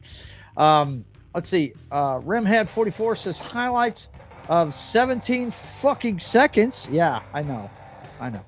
And like I said, I used to collect Mike Tyson's fights. They were over in 60 seconds, a lot of them, within 90 seconds. I had a bunch of his career on one VHS tape.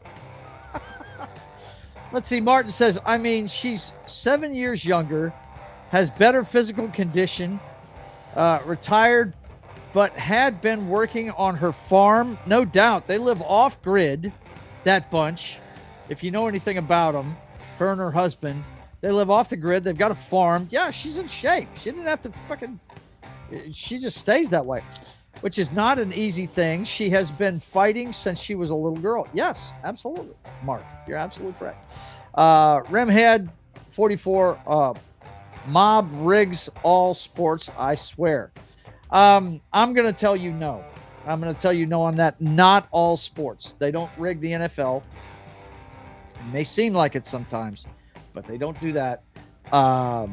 Yes, boxing, I will admit, the reason why it's not doing well and why the UFC had a big rise is because of the influence of bad elements, man. Fixing fights, yes. Martin says, is an Olympic bronze medalist, and she has always been better and a more aggressive fighter than Gina. Look, don't take anything away from Gina. That was a big thing for her to get in the ring after 17 years out of it. It's ridiculous. Yeah, Gina got in shape real good. She lost like 100 pounds, I think. Something like that. I don't think I'm exaggerating either. Watch the Netflix coverage of it and watch after the fight. They interview her for a couple of minutes.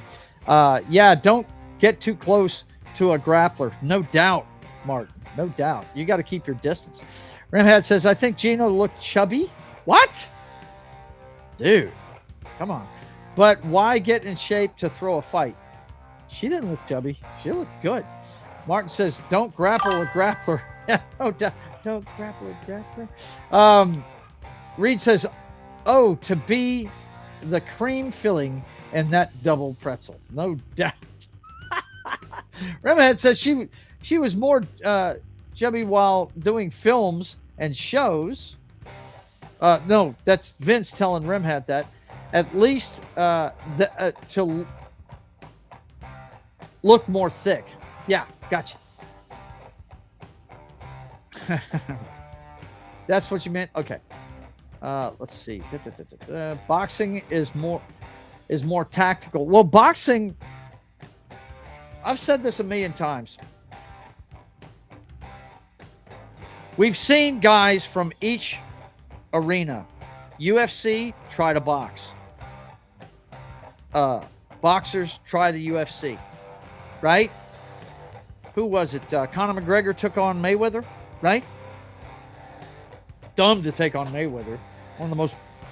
The reason why he wins is just good at defense. And it's boring to watch, but it works. Okay? That's why Mayweather's one of the greatest ever. Okay? But got to give it to Conor. He lasted a few rounds. You know what I mean? He lasted. But he just could not get through Mayweather's defense. You take a guy that's used to grappling people, used to punching, kicking, hitting people everywhere but the groin, right? You take that guy and tell him, okay, here's the rules. You can't hit below the waist and you can't hit behind the head. You can't rabbit punch. Right? These are the things you can't do. You can't hit below the waist, and you can't hit behind the head. Everything else is fair game in front of you. He's going to struggle because he's used to kicking, he's used to grappling, and he doesn't know how to move in on somebody that basically only has to cover this much of their body. Boxers are great at it. You'll see them pin their elbows into their rib cages to protect that, and they will, duck their head down, and they'll keep moving. They're great at it. Same time, you take that same guy and put him in there with a grappler, he's done. He's done. As soon as that guy gets in there and grabs the dude, it's done. It's ridiculous. They're two different sports. Those are two totally different sports. They call boxing the sweet science for a reason. It's the science of taking somebody down, only being able to hit in a certain area. Yeah. Gina Carano, Keely Chow says Gina Carano went down faster than the Patriots did in the Super Bowl. Thank you, sir. I appreciate the respect.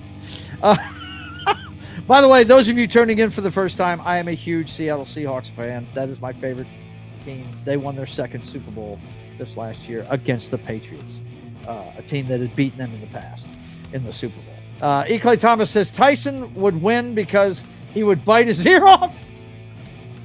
My point is, early in his career, he wouldn't have got close enough to Ali to bite his ear. He'd have danced around him and beat the shit out of him. Let's see.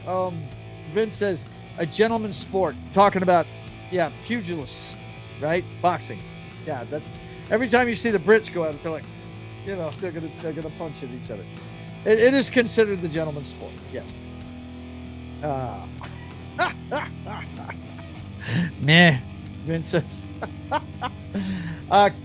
Let's see. Keely Chow says she is doing a good job voicing Harley Quinn in the Harley Quinn animated series on HBO Max. Hello, nurse. And once again, hydrate, sir. We got to do a hand check on Keely Chow, damn it. What the hell, son?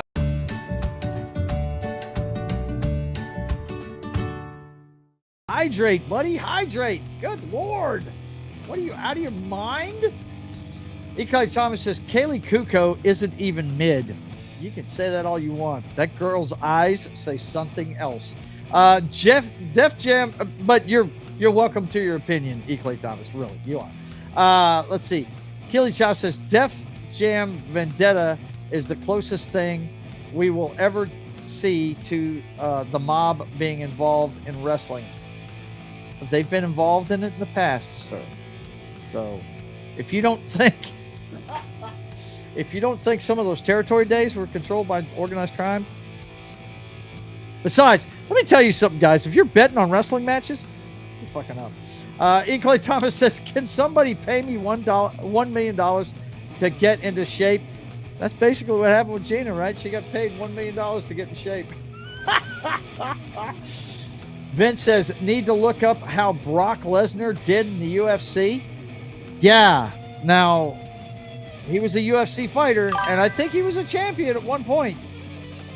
But I don't think he kept it long. That's a big fella. That's a big guy. Let's take a look at that real quick before we get out of here. We got 5 minutes. We got time. Let's go check it out. Hang on. We will search for Brock Lesnar's UFC record. Brock Lesnar.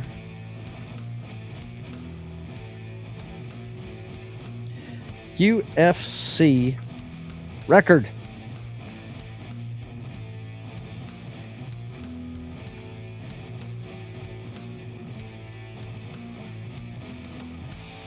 Let's see. Brock Lesnar's official professional mixed martial arts record is 5 wins, 3 losses, and 1 no contest. Within the UFC specifically, his record stands at 4 wins, 3 losses, and 1 no contest, as his first professional fight occurred in the K1 organization. Okay. 5 wins, Lesnar defeated many... Well, I'm not going to read all that bullshit. But he's got a TKO and rematch, decision, TKO for the title, a submission. Losses, he was submitted by Frank Mir. a technical knockout against Cain Velasquez. Remember when Cain Velasquez came to the WWE? It was a big deal for losing the title. And then Alistair Overeem was a TKO as well. Nobody got a clean knockout on him. And he didn't get any clean knockouts either. Let's see. No contest. His bout against Mark Hunt in UFC 200 was originally a decision win for Lesnar, but was overturned to a no contest after he tested positive for clomiphene. I'm sure that's some kind of steroid. I do remember him getting in trouble with the UFC with steroids. So there you go. Let's see. Goobus says, there is no way I can fight. I'd run away and very poorly, more like a frightened jog. Let me tell you something. One of the funniest things I ever saw, and I'm going to have to pull the clip up so I can play it for just that kind of comment here in the future. Let me leave that comment up. If you've ever watched Damon Wayans, the Wayans brothers are really funny. I first watched them on The Living Color, but he talked about why did people get in the ring with Mike Tyson? And this was at the height of Mike Tyson's career. He goes, if I had to get in the ring with Mike Tyson, it would sound something like this. And in this corner, standing in a puddle of piss with a snot bubble coming out his nose, the challenger. It was so good. It really was. Okay, let's see what else we got here. Achilles Chow says, holy crap. Blank man. You know it, man. Big time. Okay, boys and girls, we're out of here. I hope you enjoyed the show. Don't forget about joesatmosphere.com if you need a commission done. I will get a price for these for the gift bags we have left over from the 25th anniversary. And you can get a specialty bead with me and Foxy on it. So it's the picture we've been doing on the show.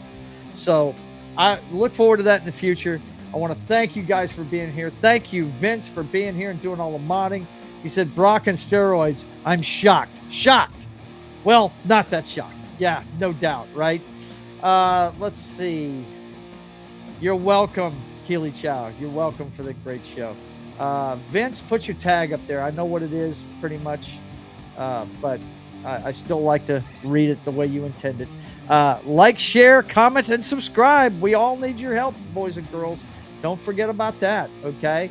And don't forget about Sharkin' for Pearls, the soundtrack of the show. Go check him out on his Facebook page or Spotify or iHeartRadio, whatever, wherever you get your music. You guys go check it out. And our good friend Vince on the way out says, cheerio, guys and gals. See you next time. Stay nerdy, everybody, and have yourself a great weekend. And you know what I'm going to tell you? I want you guys to take care of each other. And until we see you again, I want you guys to keep on keeping on. God bless.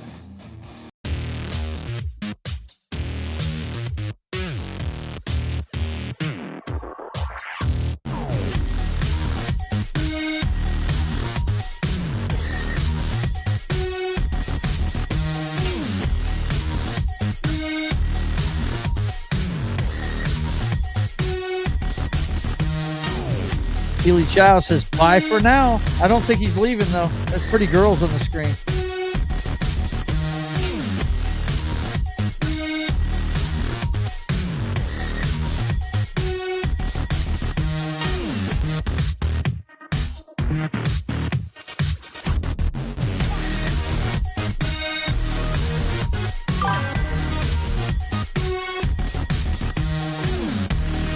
Keely says, hello, dancing nurses.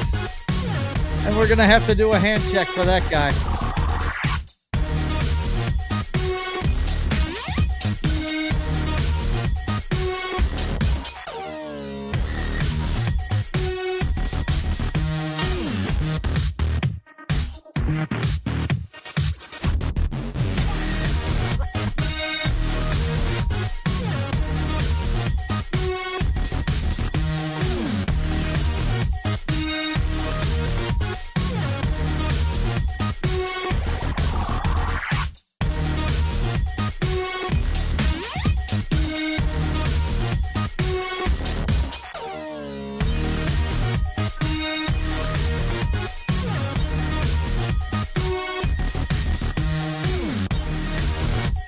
Keely Chow says the real BBC lore is the best lore.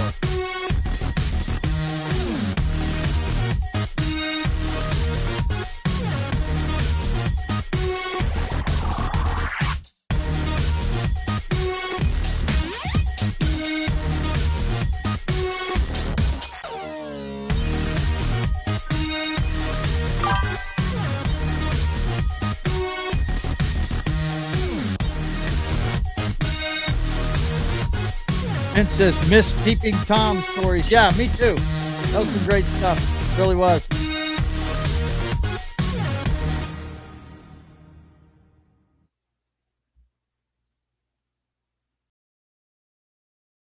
And don't forget, boys and girls, whether you like them small, medium,